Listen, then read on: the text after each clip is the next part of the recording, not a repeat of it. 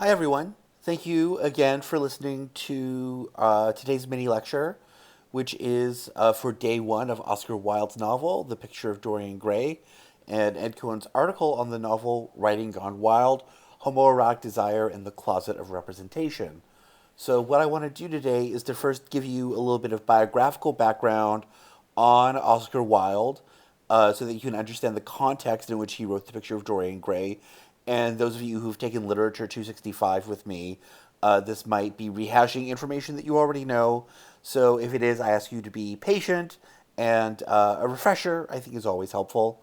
So, I'm going to give that biographical background, and then I'm going to go over the main points that Cohen makes in his article about the novel in relation to the birth of homosexuality as an identity in the late 1800s, which is the topic we've been talking about for the past few classes.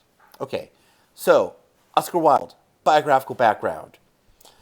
Wilde was born to a pretty well off upper middle class family in Dublin, Ireland. His dad was a physician, and his mother was a noted writer and poet who was very much a supporter of Irish nationalism at the time. At the time, Ireland was not a nation, but basically a colony of Britain.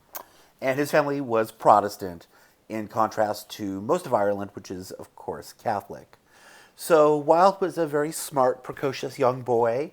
When it was time to go to university, he came to England to attend Oxford to study classical languages and literature, and he graduated with a double first degree.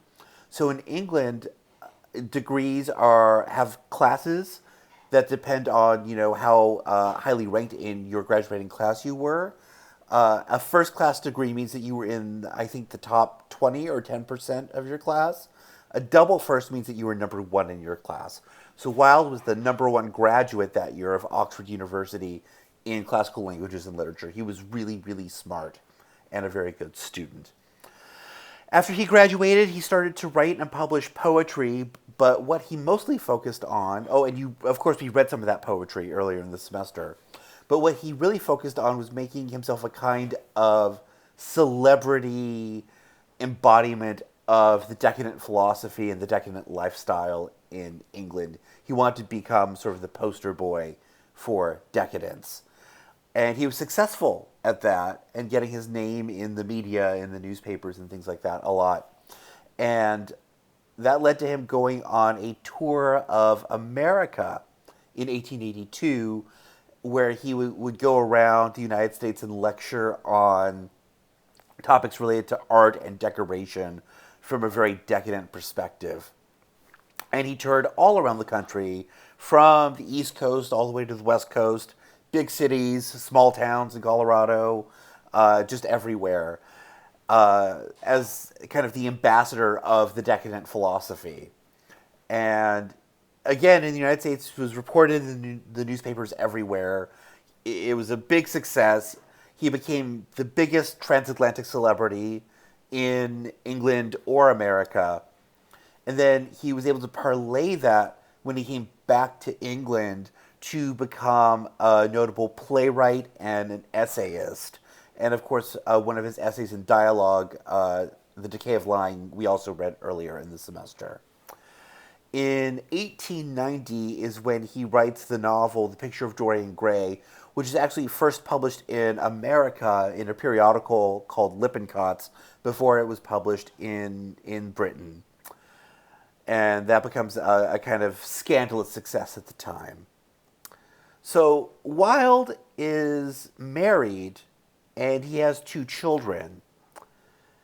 And from what we know of his letters, he very much, initially at least, enjoyed being with his wife sexually and otherwise. But beginning in 1886, he starts to have sex with men. And that becomes his primary interest from then on. He kind of stops living with, even though they don't divorce or separate or anything like that, he kind of stops paying so much attention to his wife and children and really starts to focus on his relationships with other men, most notably with a man named Lord Alfred Douglas. So what happens eventually is that on the opening night of his play, The Importance of Being Earnest, in 1895, Lord Alfred Douglas's father, who's an aristocrat, he's the Marquess of Queensberry, sends a note to Wilde backstage that accuses him of being a posing somdomite. Not sodomite, somdomite. He spells it with an M. He misspells it. Because he was upset about Wilde's relationship with his son, Lord Alfred Douglas. Lord Alfred Douglas tells Oscar Wilde, "Oh, you should sue my father for libel, for calling you that." Because Lord Alfred Douglas really hates his father, and the feeling's mutual with his father. So he convinces Wilde to sue the Marquess of Queensberry for libel for calling him a sodomite. The problem, though, of course, is that what Lord Alfred Douglas said was true. Wilde was, in fact, a sodomite, which was illegal under British law. So, after a series of 3 trials, so the first, when Wilde sues the Marquess of Queensberry for libel for causing him a sodomite, Wilde loses that, and then is brought back up to trial by the government for being a sodomite, for committing acts of gross indecency with other men. The first trial results in a hung jury. He's brought back to trial, and then he finally loses. And he's sentenced to 2 years of hard labor in prison for his acts. After he leaves prison in 1897, he leaves England because basically the scandal was so big he couldn't live there anymore. And he moves to France. He moves to Paris, where he lives for the last 3 years of his life. And then he finally dies in 1900. So that's the background, the biographical background. So now I want to talk about Ed Cohen's article, Writing Gone Wild, which is an interpretation of the novel within the context, not just of Wilde's own life and biography, but with the larger discourse surrounding homosexual identity, which is what we've been talking about for our last few classes. So, according to Cohen, Oscar Wilde's trials were an important event, not just in literary history, but in Western culture itself, for two reasons. The first reason is that even though this new idea of homosexuality as an identity, right, which we've been talking about, the idea that if you commit same-sex acts, it's not just, oh, you committed that act and you shouldn't do that, but if you commit that act, it makes you a new kind of person, a homosexual, and that is central and fundamental to your identity. That idea was circulating very much in medicine and psychology, but not so much in the general culture. Oscar Wilde's trials changed that and really publicized this new identity of the homosexual and made Oscar Wilde into its poster boy. According to Cohen, though, this was also an important moment in the history of social class, as the trials became a very public way for middle-class society to say that, oh, proper middle-class men didn't engage in same-sex activities, that proper middle-class men are straight, are heterosexual.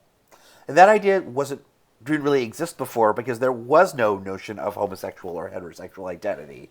But now with the trials, it became that, like, oh no, if you are a proper bourgeois middle-class man, you are straight, you're heterosexual. Which Cohen says is why so much of the writing about Wilde in the press not just focused on his sexuality, but on him being kind of a poseur, of being not really like a proper middle-class gentleman. That it was as much about social class as it was about his sexuality.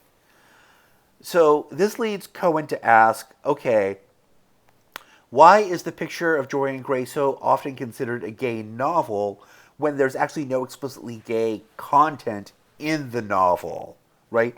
If we didn't know Oscar Wilde's biography, we could read the novel and not realize that it was gay, even though it seems to have really, really homoerotic overtones, okay? So, first of all, Cohen says that it's significant that the novel takes place in the art world, the kind of bohemian world of artists, male artists, who, and this is a world which is very middle class, right? All of the men in the novel are either middle class or, in the case of Lord Henry, he's of course upper class. So they're middle class men, but men who, because they're kind of bohemian, reject the norms of typical middle class masculine behavior, right? These are middle class men who aren't manly men, but who embrace this ethos of like art and decadence and beauty. And then what Cohen says is that Wilde is writing at a time when there's not yet an acceptable public language to describe gay life and identity, right? That doesn't exist yet in culture, other than in medical discourse, which is very clinical, describing like the homosexual as identity, or there's also pornography, right? But there's not an acceptable way of publicly talking about being gay. So instead, what Wilde does in this novel is he uses the language of art as a kind of code to describe gay life, right? Because he's searching for a kind of language to describe this lifestyle. And because the art world explicitly rejects typical middle class masculine behavior, that is what makes it available to be kind of molded into this kind of code to discuss gay identity. So then ultimately what he says, what Cohen says, is that the figure of Dorian Gray is a blank canvas that Basil and Lord Henry use to project their otherwise unspeakable desires onto. Because you probably noticed that Dorian Gray doesn't have really any personality or character before he encounters either Basil or Lord Henry, who create his identity. So the idea here is that Dorian Gray, his existence in the novel is just a way for these other two characters to find a way to project and analyze their sexual identities, right? Because there's no way that they can do so explicitly. There's no language for them to do so. Okay, thank you very much for listening. And as always, if you have any questions, contact me. Thank you very much. Bye.